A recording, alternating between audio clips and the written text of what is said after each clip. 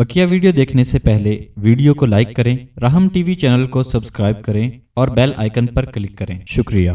तो हकीकत ये है, इस दुनिया में अल्लाह तबारक व तआला ने एक ऐसा ज़ाब्ता अमन व अमान का उतार दिया था कि अगर इंसानियत उस अमन व अमान के ज़ाब्ते पर चले तो आज फिर आपको दहशत गर्दी के वाक़यात नज़र नहीं आएंगे।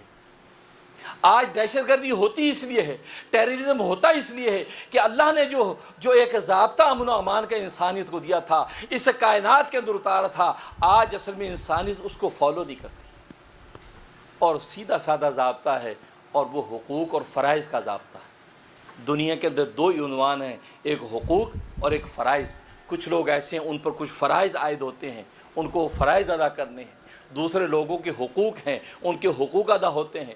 जब आप अपने फ़र्ज़ मनसबी को दयानतदारी से अदा करते रहेंगे तो सामने वाले का हक़ अदा होता रहेगा, उसको हक़ छीनने की ज़रूरत नहीं होगी, क्योंकि आप अपना फ़र्ज़ पूरा कर रहे हैं। एक बाप अगर अपने ज़ेरे कफ़ालत बीवी बच्चों का हक़ के फ़राइज़ अदा कर रहा है, उनके हक़ ऑटोमेटिकली अदा हो रहे हैं। और आज आप जानते हैं कि हुकूक की जंगें, हमारा हक़, हमारा हक़, हमारा हक़, हुकूक की जंगें।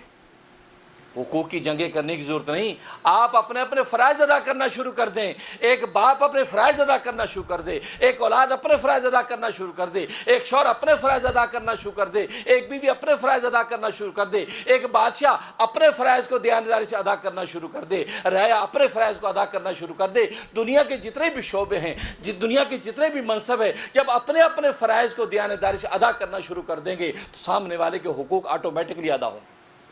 किसी को ये नारा लगाने की ज़रूरत नहीं कि मेरा हक़ दीजिए, इसलिए कि शौहर जब दयानतदारी से बीवी के हुकूक अदा कर रहा है तो बीवी को ये शोर मचाने की ज़रूरत नहीं कि मेरा हक़ दीजिए। बीवी अपने फ़राइज़ को दयानतदारी से अदा कर रही है तो शौहर को ये कहने की ज़रूरत नहीं कि मेरी हक़ तलफ़ी हो रही है।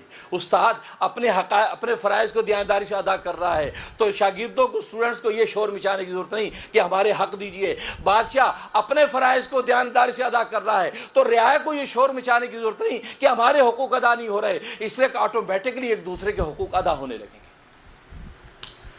लेकिन लोग फ़राइज़ अदा करने के लिए तैयार नहीं हैं, जिसकी वजह से हुकूक की जंगें हैं।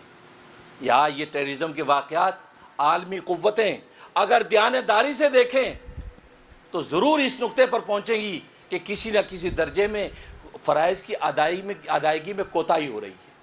अमेरिका से कोताही हो रही है, बरतानिया से कोताही हो रही है, फ्रांस से कोताही हो रही है, जर्मनी से कोताही हो रही है। अगर ये अपने कोताहियों को देखे कि हाँ वाकई हम आलमी क़ुव्वतें हैं, हम सुपर पावर क़ुव्वतें हैं, हम पर क्या फ़राइज़ आयद होते हैं, अदल इंसाफ के क्या तकाज़े हम पर लाजिम आते हैं, उनको हम दयानतदारी से अगर पूरा करते रहें तो हमारे ज़ेर दस्त और ज़ेर दस्त जितनी क़ुव्वतें हैं उनको हमसे जंग करने की ज़रूरत नहीं, इसलिए कि ऑटोमेटिकली उनके हुकूक अदा होते रहें।